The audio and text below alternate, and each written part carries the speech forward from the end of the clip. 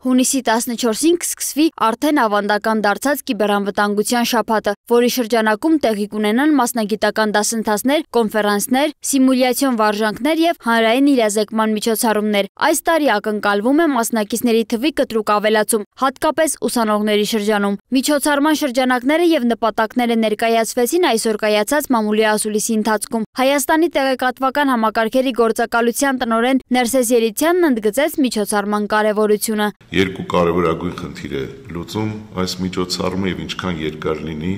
այնքան լավ եւ նաեւ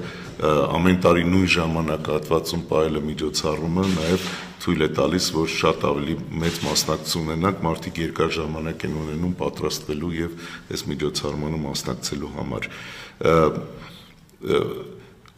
Իրազեկումն է առաջինը, թե աշխարհի ինչ ուղղությամբ է գնում, ինչ ռիսկեր կան եւ մենք ոնց պետք է դրան դիրքավորվենք։ Երկրորդը կարողությունների զարգացումն է եւ ուրախ եմ, որ այս տարի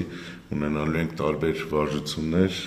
եւ միջոցառումներ, որոնք ուղղված են հենց կարողությունների զարգացմանը։ Նրա խոսքով միջոցառման միջազգային մակարդակը տարեստարի բարձրանում է եւ այժմ արդեն կարելի է խոսել ոչ միայն օրացույցային միջոցառման, այլև ոլորտի զարգացման ռազմավարական գործիքի մասին։ Կենտրոնական բանկի տեղեկատվական տեխնոլոգիաների եւ կիբերանվտանգության տնօրեն Կոմիտաս Ստեփանյանն էլ ընդգծել է ֆինանսական համակարգի խոցելիության առանձնահատուկ կարևորությունը, նշելով. Ֆինանսական հատվածը մնում է կիբերհարձակումների հիմնական թիրախներից մեկը,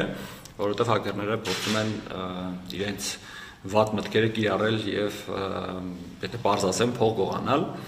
Այս առումով ֆինանսական հատվածի ներգրավությունը շատ կարևոր է։ Նշեմ, որ այս տարի մեր միջոցառմանը ֆինանսական հատվածից արդեն գրանցված ունենք մոտ 100 մասնակից, թեև դեռ գրանցումը ուժի մեջ է, ունեն գրանցված մասնակիցներ աշխարհի տարբեր երկրների կենտրոնական բանկերից եւ բավականին մեծ հետաքրքրություն կա։ Նրա խոսքով Հայաստանում անհրաժեշտ է ստեղծել այնպիսի հարթակ, որտեղ կիբերանվտանգության մասնագետները կարող են գործակցել ու փոխանակել գիտելիքներ։ Access ընկերության տեղեկատվական անվտանգության ղեկավար Ռուբեն Մուրադյանն էլ նշել է, որ վերջին տարիներին ուսանողների ներգրավվածությունն աճել է, ինչը խոսում է հետաքրքրվածության բարձրացման եւ կադրային խնդիրների լուծման ուղղությամբ քայլերի մասին։ Բոլորին հրավիրում ենք։ Առաջինը բոլոր մասնագետներին, լինեն դա սկսնակ թե փորձառու,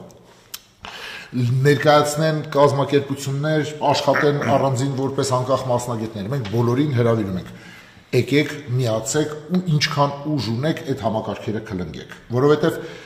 այն գործը, որը մենք ուզում ենք, որ անի մեր համայնքը, մեր թիմը, մեր քաղաքացիները, այդ գործը հենց հիմա անում են մեր ողերին բարեկամները ու հարևանները, հա։ Մենք պետք է հասկանանք, որ եթե մենք մերը չմաքրեցինք, իրանք այդ օգտագործելու են ի վնաս մեզ։ Microsoft Ինովացիոն կենտրոնի Սայբոնյան նախագծի ղեկավար Մարի Բարսեղյանի կարծիքով շատ կարևոր են նաև տեխնիկական սեմինարներն ու պրակտիկ վարժանքները, եւ այս տարի եւս կիրականացվեն հարցակում պաշտպանություն սիմուլյացիաներ, որոնք հնարավորություն են տալիս մասնագետներին գործնականում փորձարկելու իրենց հմտությունները։ Հայաստանում ֆրանսիական համալսարանի ռեկտոր Սալբան Նաոզին էլ կարևորել է համալսարանի ներառումը ծրագրի կազմակերպչական կազմում, շեշտելով ակադեմիական գործակցության անհրաժեշտությունը։ Մեր համալսարանում առաջնահերթություն են կիբերանվտանգությունն ու արհեստական բանականությունը։ Ուստի կարևորում ենք մեր ուսանողների շփումը ոլորտի միջազգային առաջատարների հետ, քանի որ դա հնարավորություն է տալիս ցանցային կապեր ստեղծել եւ կատարելագործել հմտությունները պրակտիկ փորձով։